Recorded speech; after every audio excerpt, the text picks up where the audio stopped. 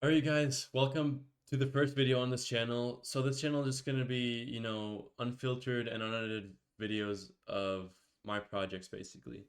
So, and this video is just kind of a breakdown slash map you can follow of how I made my first Shopify store and made 7,500 and whatever dollars. I got lucky because it was my first store, but for you guys, I can tell you this right now that your first couple products will not make you money.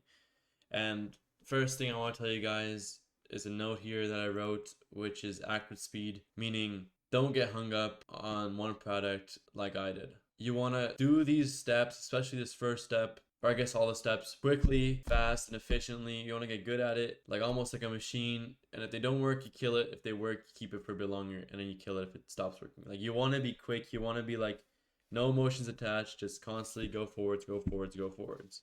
So the first thing I did, and the first thing you guys are going to want to do is this phase one product. Now, there's three main ways you can research or come up with an idea for your product. The main way I would say that I use at least is the scrolling strat. I'm sure most of you have heard of this, but if not, basically you make a new account on Instagram, TikTok, Facebook, whatever it is, and you like and share and interact with only product related videos.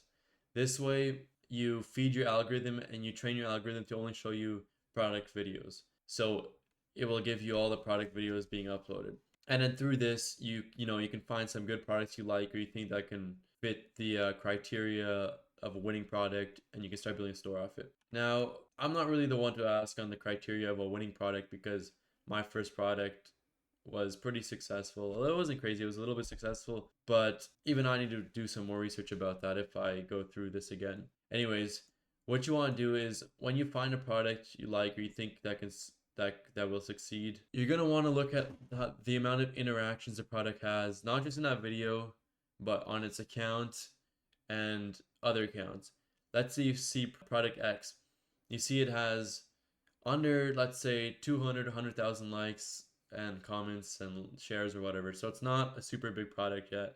That's usually a good sign. It means the market is not oversaturated. So you're going to want to take that product and search it up on that same app or other apps, let's say Instagram, TikTok, Facebook, and see how much interaction other accounts selling that product have. And if they're still relatively low, they don't have to be crazy low, but if they're still relatively low and there's not much word of mouth about that product, it's probably a good first product to try. The second way you can do products, which I wouldn't really recommend because this is more of a way to find if your product's already being used, is you go to the accounts selling these products, basically your future competitors, and you want to see how good their pages are. If you can use some spyware or whatever, spy websites to check the sales and interactions on the website and do some research about this product if it's making your competitors money. Because if it's not making your competitors money, it's not going to make you money. The third way of finding a product, again, not really a way to find a product, but it's a type of product, is your seasonal slash niche products.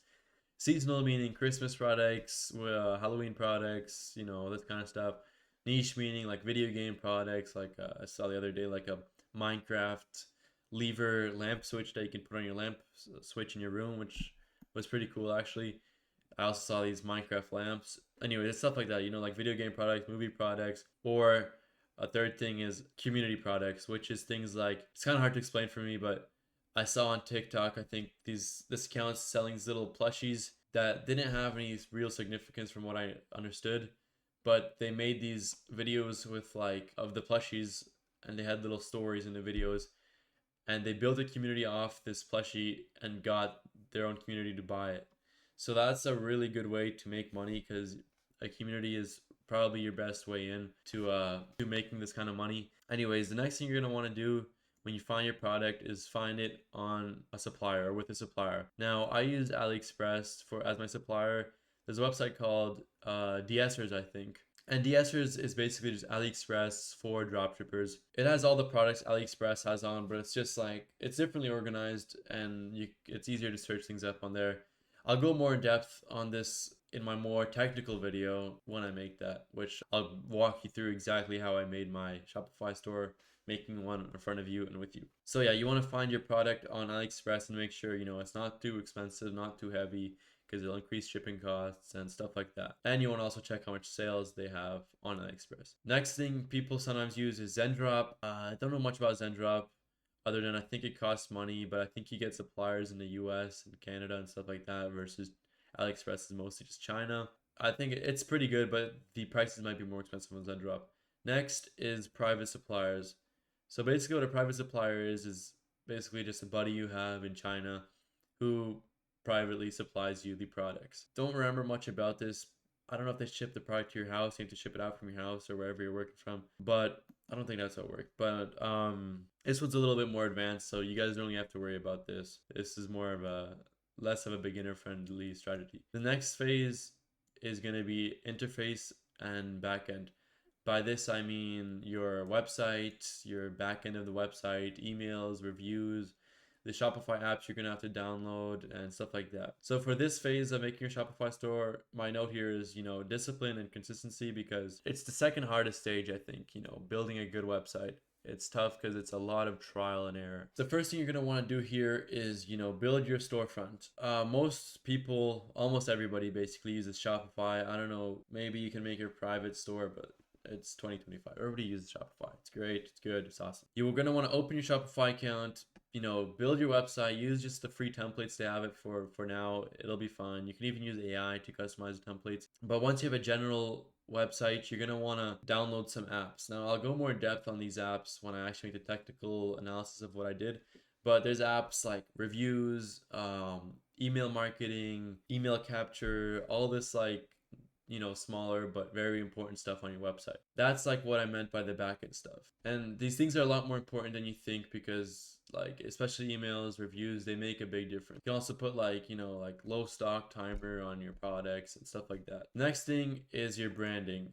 I cannot stress you enough how important and how much this changed my success on my store. Basically, what I mean by branding is, first of all, keep your colors and graphics and stuff looking the same. On your Instagram account, Facebook account, fucking Google, profile picture, your website, you want to keep everything kind of the same. The colors, the text, profile picture, stuff like that. That's the basic stuff. And you're going to want to also make sure that your ads kind of fit this aesthetic of your website.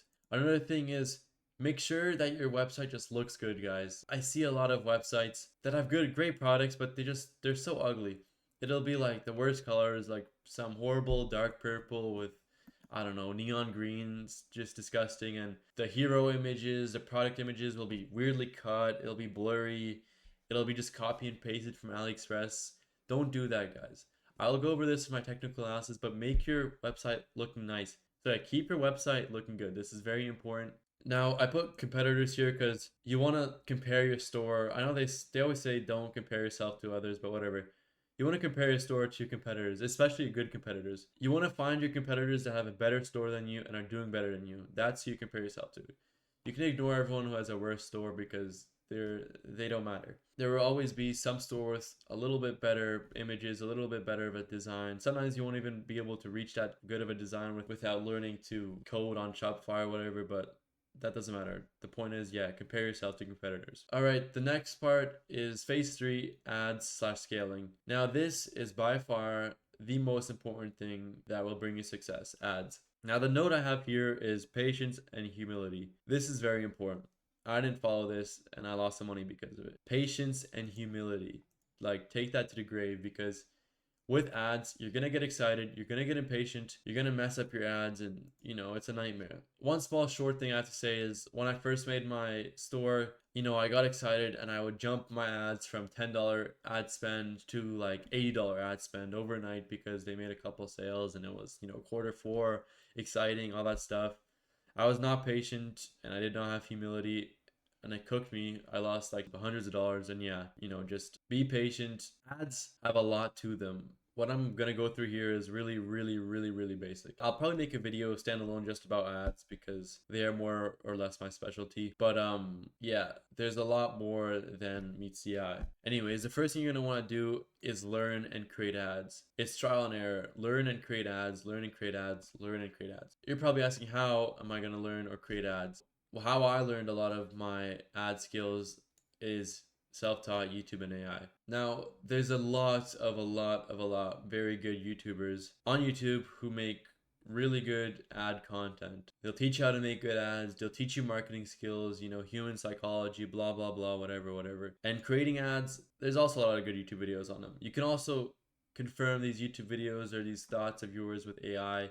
It helped me a lot, but make sure to train your AI with, you know, like a deep research or something so it knows what it's talking about. Now, I'm not going to go too in depth here because this is, like I said, just an outline. You guys are going to have to go learn all this stuff on your own until I make a video on this stuff. But just learn because it's research and trial and error. The next thing you want to do after you learn and created your first ad, just, you know, test it around, recorded some videos, took some product photos, came up with some headlines and copy for these ads. Is you want to launch these ads on a low and tight budget. You don't want to spend too much. You want to look at your metrics and keep aware of your, you know, CPM, CTR, ad spend, because you don't want to spend too much on ads and other stuff. I'll go more in depth in another video. You got to learn this stuff on your own for now. Anyways, once you launch your first ad or first couple of ads, you need to track your results and adjust to them. Learn how to track your results from YouTube, from AI, and edit your ads based on what results you get, because that is very extremely important. If you don't do this, you'll end up like me and losing hundreds of dollars